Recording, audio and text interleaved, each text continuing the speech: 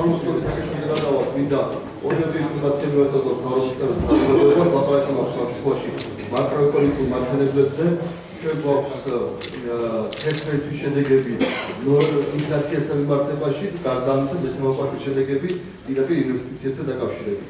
რაც შეეხება ინფლაციას, ინფლაცია ნოემბრის თვის დაფიქსირდა 1.9%-ზე, ლაპარაკი მაქვს 12 თვის ინფლაციაზე, ანუ გასული წლის ნოემბერთან შედარებით ფასები ჯამში გაზრდა 1.9%, რაც ერთ-ერთი ყველაზე დაბალი მაჩვენებელია ჩვენს რეგიონში, ერთ-ერთი ყველაზე დაბალი მაჩვენებელია საქართველოსთვისაც.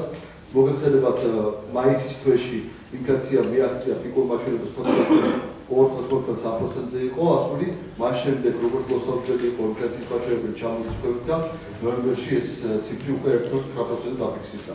რაც შეეხება პირდაპირ ინვესტიციებს, ძალიან მნიშვნელოვანი მაჩვენებელია ჩვენთვის. ეს გარკვეულწილად აღნიშნავს თუ რაოდენ დიდი არის საერთაშორისო ინვესტორების ნდობა საქართველოს ეკონომიკისადმი. მესამე კვარტალში დაფიქსირდა რეკორდულად მაღალი ციფრი 256 მილიონი დოლარი, რაც ყველაზე მაღალი ციფრია ნებისმიერი კვარტალისთვის 2008 წელს მოყოლებული. ანუ აი ამ კრიზისიდან მოყოლებული სიამოვნებაში ყველაზე მაღალი ციფრია. კარგი არის ის, რომ ზრდის ტენდენცია არის და ჯამური სამი კვარტალის მაჩვენებელი არის 633 მილიონი დოლარი, რაც ასევე ერთ-ერთი ყველაზე მაღალი მაჩვენებელია ჩვენს რეგიონში მთლიან შიდა პროდუქტთან მიმართებაში.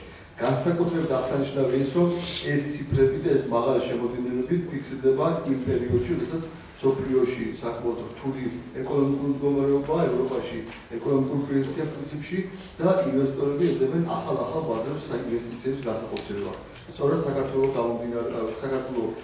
ხდება ამ მომენტში ერთ-ერთი მიმზიდველი ბაზარი და იმედი მაქვს, რომ სწორედ ეს ინვესტიციები მომავალში გაგრძელდება და რაც საბოლოო ჯამში სამუშაო ადგილების შექმნაში გამოიხატება. დიდი მადლობა პრესას, ჩვენ გადავთ თავის